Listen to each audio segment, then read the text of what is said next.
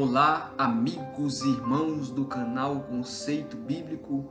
Mais uma vez, seja muito bem-vindo a esse canal que foi criado especificamente para nós estudarmos a Bíblia Sagrada.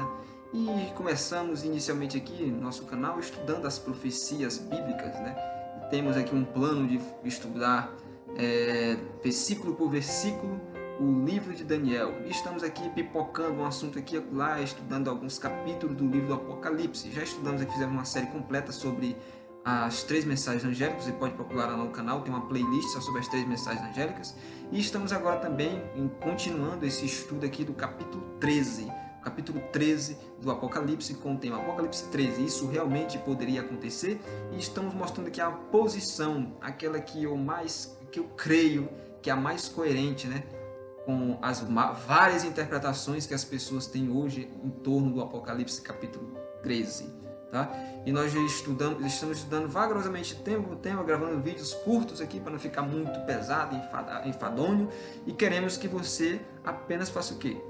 Se inscreva no canal Conceito Bíblico, compartilhe com seus amigos, curta, comente, deixe seu like, tá? E coloque lá para você receber todas as notificações, porque todo dia aqui nós temos vídeo no nosso canal. Lá pelas 8 horas da noite o vídeo é lançado aqui e você assiste ali com os outros irmãos do nosso canal o vídeo que foi lançado naquele dia. Pois é, nós estamos nessa série aqui. Hoje o nosso tema, nós estamos ontem, no vídeo passado nós estudamos o tema qual era a posição de Agostinho sobre a igreja e o Estado. E você viu ali que por uma interpretação equivocada de Daniel 2, sobre o sonho lá da estátua que Nabucodonosor teve, você percebe que eles começaram a ter aquela ideia, não, Jesus vai voltar só no final do milênio, e não naquela concepção que os cristãos tinham no passado, de que Jesus no início do milênio, na primeira ressurreição, ele volta, dá-se início ao milênio, tá ok? E depois no final ele vem, tá ok? Para os ímpios ressuscitam para ser dada a sentença final. Não, eles criam que a igreja cumpriria aquele papel da pedra que encheria toda a terra pregando o evangelho, e depois de pregar o evangelho todas as pessoas do mundo se convertessem, aquelas que não se convertessem eles seriam penalizados, Aí foi a tortura, veio a Inquisição, e aí aconteceu que eles têm a ideia de que Jesus voltará no final do milênio, para instalar seu reino depois que a igreja ocupou todo o espaço da terra. Aí vocês viram que, o contexto da época em que Agostinho vivia, quando ele estava escrevendo o livro Cidade de Deus, dava-se a entender que parece que era assim mesmo que ia acontecer, porque o Império Romano estava caindo. As tribos bárbaras estavam se convertendo ao cristianismo, e apenas 3 que não se converteram, que foram dizimadas. Eles então cumpriam o papel, porque diz que a pedra atingia a estátua no pé e destruiria todos os outros reinos. Então começaram a destruir aquelas 3 tribos bárbaras, e a última tribo foram os ostrogodos, que era uma tribo ariana, foram destruídas ali, tá? Foram destruídas, e em 538 então começa aquele período de soberania papal. Então aquele vácuo que foi deixado pela queda do Império Romano, aquele vácuo que foi deixado pela queda do Império Romano pagão, foi preenchido então, quando a última tribo ariana caiu dos ostrogodos em 538, foi preenchido então pela Igreja Católica Apostólica Romana. Os bispos de Roma então assume o poderio político e religioso. E aí vem essa concepção de Agostinho sobre essa questão da igreja e o Estado. Então a igreja tem que submeter o Estado tem que submeter a igreja e vice-versa. Tá? E hoje nós vamos ver basicamente o seguinte: vamos estudar um pouquinho sobre o começo, ou o tema, começam os 1260 anos.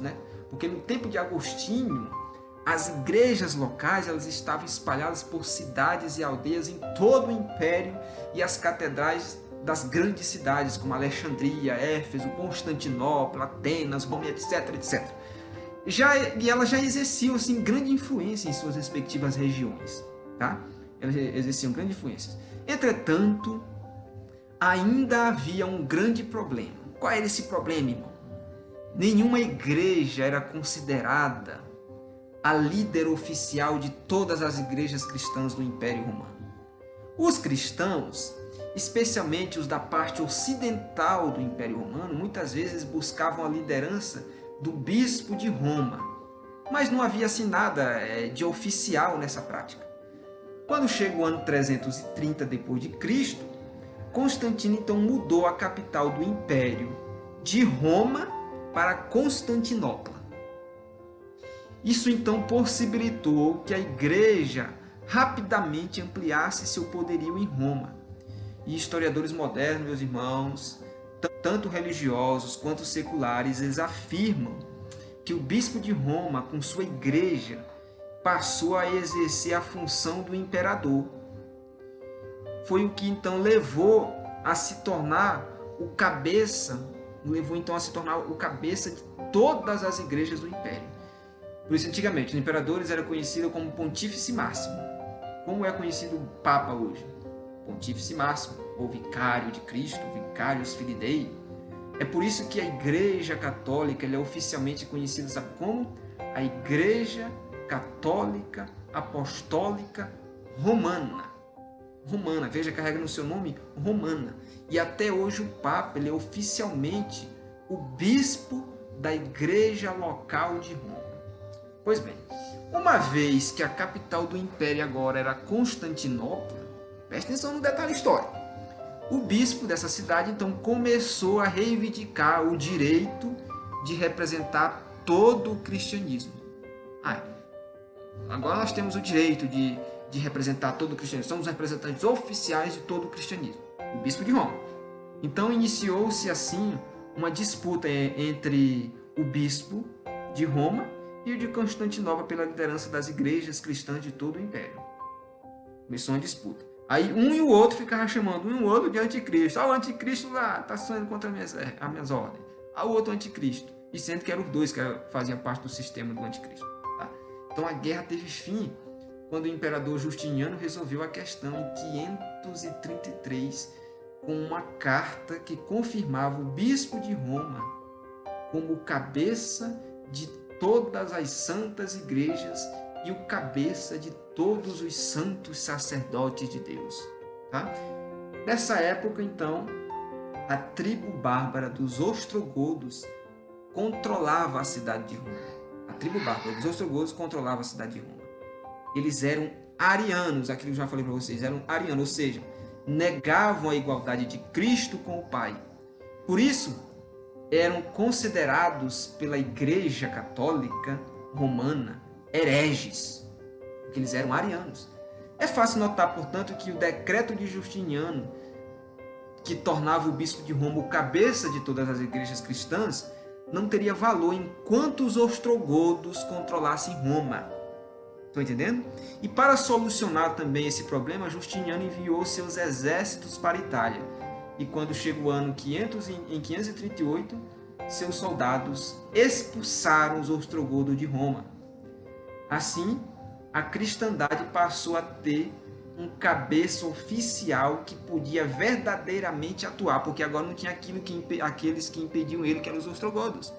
Isso não significa, meus irmãos e amados amigos, isso não significa que o Papa de repente tenha se envolvido em política pela primeira vez, porque isso, meu amigo, os bispos cristãos, especialmente os de Roma, já influenciavam a política laica havia mais de 200 anos desse período para trás. Então, o que ocorreu é que agora a igreja finalmente tinha um cabeça oficial que podia representar todo o corpo cristão no que tange ali aos assuntos políticos e aos assuntos religiosos. Tá? Então, o decreto de Justiniano foi o que conferiu ao bispo de Roma, o Papa, a autoridade que este precisava então para estender seu poder religioso a toda a cristandade e eventualmente seu controle político a toda a Europa. E os acontecimentos do ano 538 possibilitaram ao bispo de Roma a obtenção do domínio político da Europa. O bispo de Roma, o lado religioso, e agora com os acontecimentos que foi colocado ele como cabeça de todas as igrejas, que foi dado por Justiniano, esses acontecimentos do ano 538 possibilitou ao bispo de Roma a obtenção do domínio político, agora também domínio político, não só religioso, mas também domínio político de toda a Europa. E é por isso, baseado em Daniel 7, nas informações lá do chifre pequeno, que se levantaria no meio dos 10, ou seja, das 10 tribos que invadiram o Império Romano, que levou o Império Romano à sua derrocada, e que esse chifre arrancou 3 daqueles que eram contra ou seja, que o chifre pequeno representa o papado, que eram contra as imposições do bispo de Roma.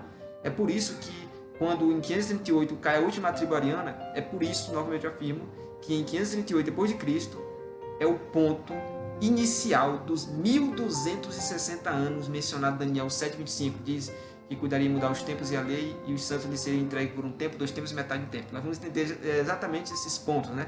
Que cada dia ali, de 3 anos e meio, equivale a um ano, que vai dar 1260 anos mencionados em Daniel 7:25. Então não só em Daniel, como também em Apocalipse, menciona, só que com nomenclaturas diferentes, 42 meses, tá? um tempo, 2 tempos e metade de um tempo, 1260 dias, aparece tudo lá, tá? Então é justamente nessa data aí, 538, quando a última tribo ariana cai, que dá-se início, memorize, dá-se início ao poderio da Igreja Católica Romana, Apostólica Romana, durante o período de 1260 anos. 538 é o início, é o ponto de partida, tá ok? É o ponto de partida. Vamos ficar por aqui, para o negócio não ser muito caudaloso, para vagarosamente entendermos. Nós entendemos o início, 538. Por isso eu te aguardo agora no próximo vídeo, nós vamos desenvolvendo mais o assunto e encerro com a nossa frase célebre. O conceito bíblico é: certo é o sonho e fiel a sua interpretação. Te aguardo, meu amigo, no nosso próximo vídeo. Que o Senhor te abençoe e te guarde. Valeu!